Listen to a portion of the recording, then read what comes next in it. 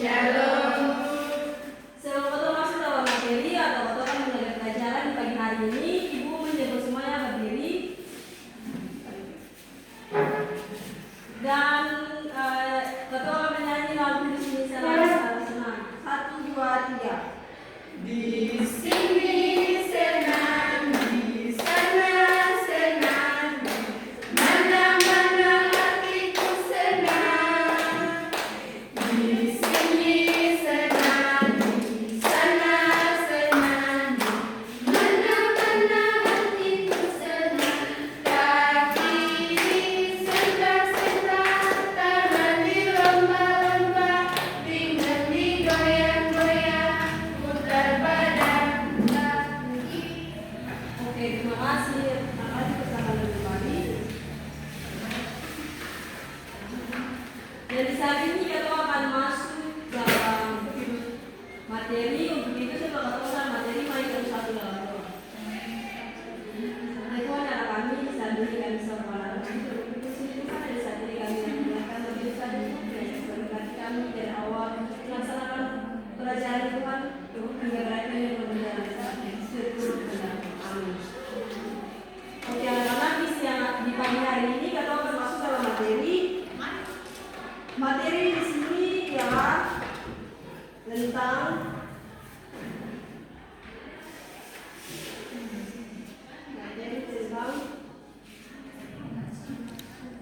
iman menurut Injil Sinoptik, Kisah Para Rasul, karangan Santo Paulus dan Injil Yohanes. Oke anak-anak, iman menurut Injil Sinoptik, yakni dalam Injil Sinoptik, iman berarti percaya penuh kepada Yesus dan menyembahkan hidup kepada Allah. Orang yang beriman percaya bahwa Yesus adalah penyelamat dan kuasa Allah nyata dalam dirinya. Oke anak-anak, sebelum kita lanjut materi, apakah di sini ada yang tahu apa itu Injil Sinoptik? Oke, di sini Injil Sinoptik adalah orang yang berdoa dengan sungguh-sungguh kepada Allah, didengarkan doanya, dan murid-murid diajak untuk percaya kepada Yesus walau dalam kesulitan. Contohnya, imanmu telah menyelamatkan engkau, yang terdapat dalam Injil Lukas 7 ayat yang ke-50.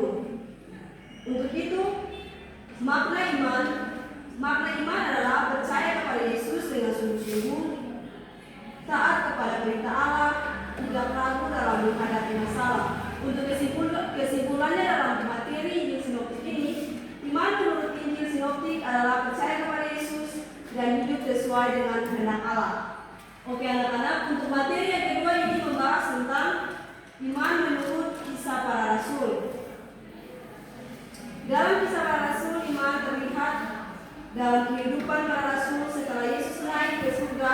Mereka percaya kepada Yesus dan berani mewartakan Injil kepada semua orang. Oke anak-anak, ibu akan bertanya di sini, apakah anak-anak ada yang tahu iman dalam Kisah Para Rasul itu seperti apa? Tidak tahu Bu. Oke, baik. Ibu akan lanjut saja. Iman dalam Kisah Para Rasul ialah berani bersaksi tentang Yesus, saling menolong dan hidup rukun, tekun berdoa, setia meski menghadapi penganiayaan. Contohnya dalam iman dalam Kisah Para Rasul, yakni para rasul tetap memberitakan Yesus walaupun di penjara karena mereka percaya penuh kepada Allah. Makna iman bagi kita umat manusia ialah iman membuat orang berani dan kuat, iman membuat orang hidup dalam kasih dan persaudaraan, iman menggerakkan orang untuk melayani. Jadi anak-anak materi yang kedua ini, ibu mengambil kesimpulannya, iman dalam Kisah Para Rasul adalah percaya kepada Yesus dan berani mewartakannya dalam kehidupan sehari-hari. Dan materi yang ketiga sini kita membahas tentang iman menurut surat-surat Santo Paulus. Menurut Santo Paulus,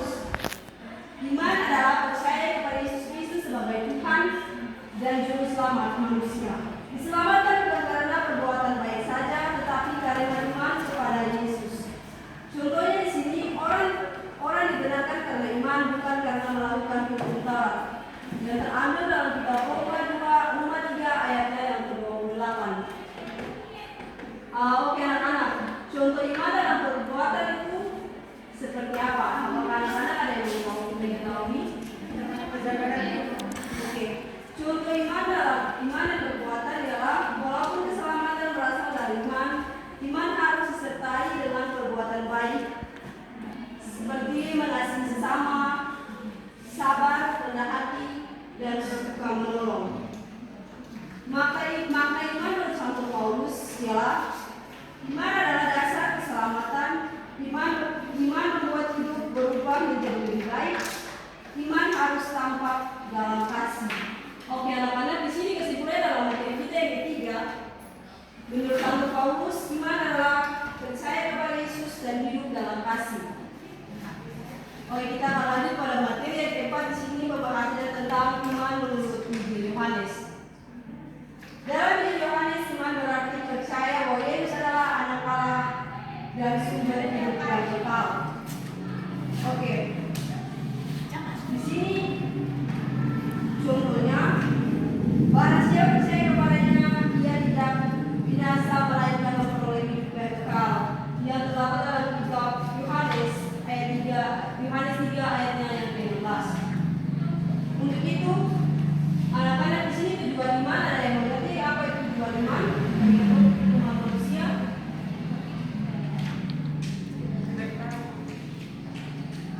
Oke, tujuan iman bagi umat manusia ialah supaya manusia memperoleh hidup yang kekal, supaya manusia hidup dalam terang, dan supaya manusia mengenal Allah. Ciri-ciri orang beriman menurut Yohanes di sini, ciri-cirinya percaya kepada Yesus, hidup dalam